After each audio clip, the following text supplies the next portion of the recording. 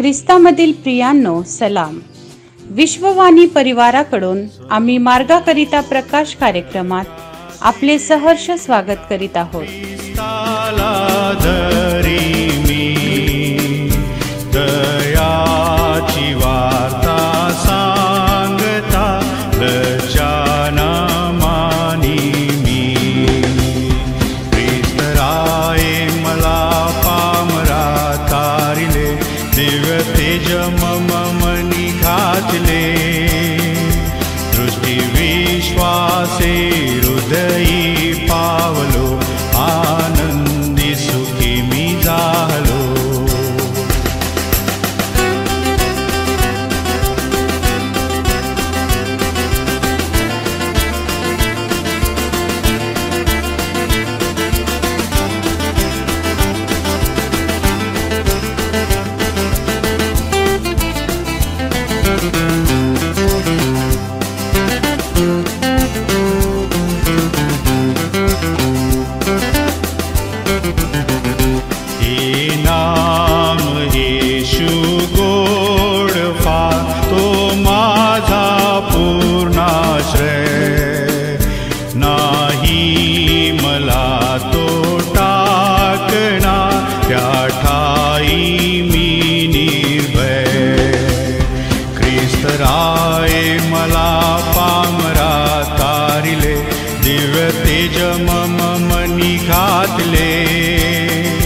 दृष्टी विश्वासे हृदयी पावलो, आनंदी सुखी मी झालो.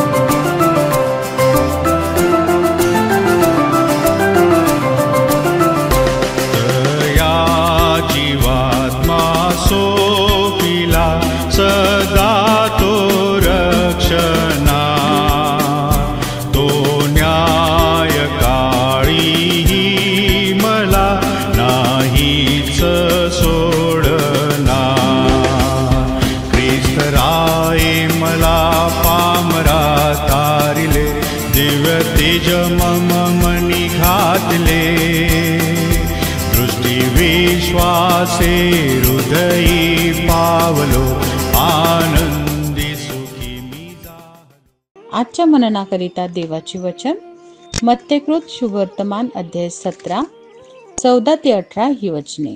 मत्तेकृत शुभवर्तमान अध्याय 17 14 ते 18 ही वचने. नंतर ते लोकसमुदायाजवळ आल्यावर मनुष्य त्याच्याकडे येऊन त्याच्या पुढे गुडघे टेकून म्हणाला, प्रभूजी, माझ्या मुलावर दया करा, कारण तो फेप्रेकरी असून त्याचे हाल होतात.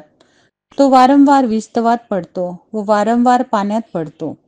मी त्याला आपल्या शिष्यांकडे आणले, परंतु त्यांना त्याला बरे करता आले नाही.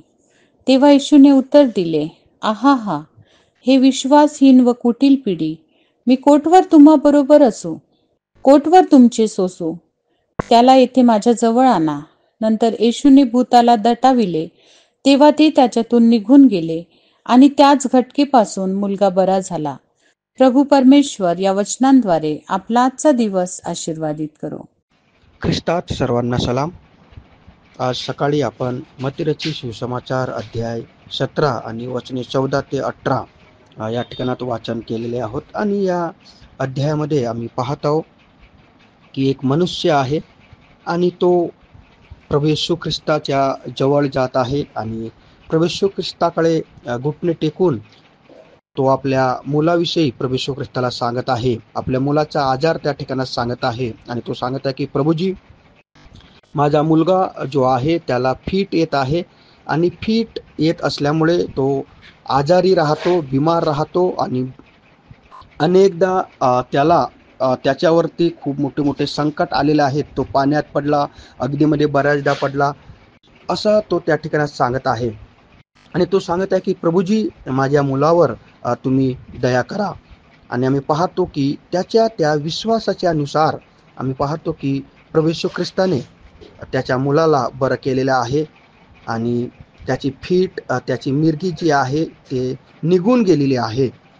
माझ्या प्रियांनो, तुम्हाला सांगू द्या की तुम्ही आणि मी आमची समस्या, आमचे आजार, आमचे रोग, आमचे बिमाऱ्या घेऊन जेव्हा आम्ही खरोखर प्रभू येशू ख्रिस्ताकडे जातो, घुटणे टेकतो आणि मोठ्या विश्वासाने म्हणतो की प्रभू, हे माझे जीवन मी तुला समर्पित करत आहे, हे माझे जीवन मी तुझ्या समोर देत आहे.